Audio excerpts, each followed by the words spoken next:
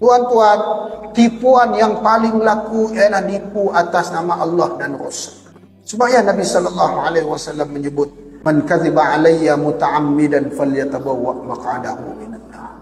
Barang siapa yang berdusta atas nama aku dengan sengaja, sesungguhnya dia telah menempah satu tempat di dalam api neraka. Dalam hadis yang lain Nabi SAW menyebut, berdusta atas nama aku tidak sama seperti berdusta atas nama orang lain.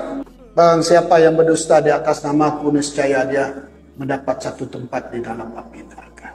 Sebab bila orang sebut tu Nabi madah, kita yang saya tahu ulu hilir siapa berani melawan Nabi? Karena kita sayang kepada Nabi.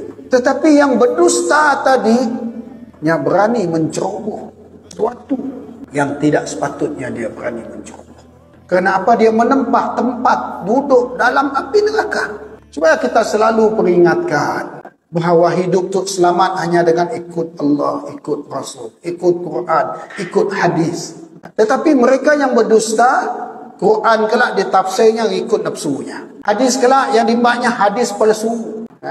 Saya pernah mesyuarat dengan sidak yang besar-besar tu. Bila kita madah, Tuan, hadis palsu ya. Tak apa jawabnya bila dah kalah hujah. Hadis palsu pun hadis. Kita tak berhujah dengan orang hidayah. Kita beli barang di pasar dibayar dengan duit monopoli. Mau orang jual barangnya nerima duit monopoli. Tahu duit monopoli? Duit palsu. Berapa sayur teh? RM10. Beri duit monopoli RM10. Duit palsu tu kata orang. Duit jual tu. Kata pada Tuan ya hadis palsu ya. Hadis palsu pun hadis. Gini nak madah. Kita disuruh nikah dengan puan palsu. Puan jual tu. Tapi yang bukan puan si puan. Wa kadzalika najzil muftari.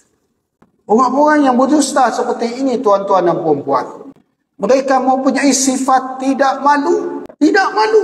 Berani mereka cipta sesuatu yang dusta.